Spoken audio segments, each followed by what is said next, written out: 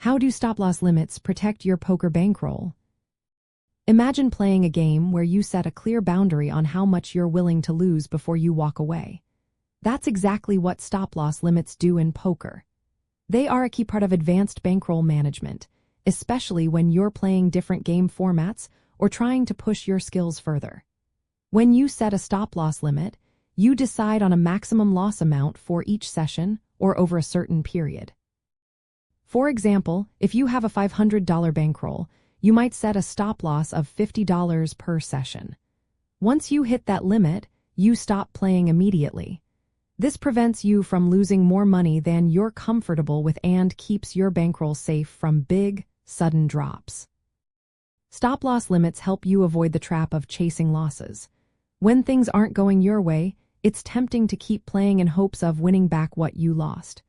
But that often leads to even bigger losses and emotional play. By sticking to your stop-loss, you keep your mind clear and avoid making reckless decisions.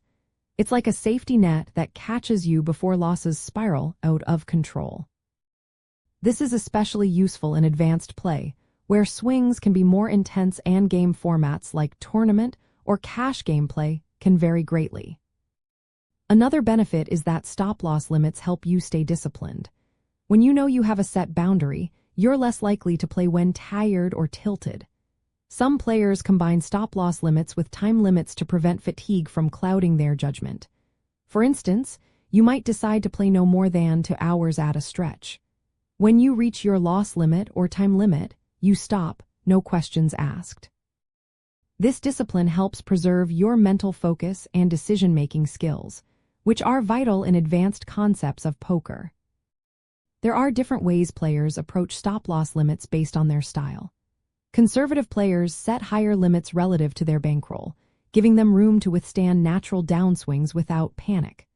Aggressive players might set tighter limits to protect their bankroll more strictly, aiming for quicker growth but risking faster downswings if not careful. The key is to choose a limit that matches your bankroll size and your comfort level.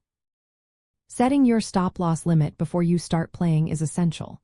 When your mind is fresh, decide on a realistic amount you're willing to lose in a session. Stick to that limit without exception. This prevents the common mistake of continuing to play in a losing streak, which can wipe out a significant portion of your bankroll. Remember, the goal is to protect your funds and keep your poker journey sustainable over the long run. While some players believe stop-loss limits aren't perfect and should be used alongside other strategies, most find they provide a straightforward way to manage risk. They help you stay in control, avoid emotional decisions, and keep your bankroll intact for future sessions.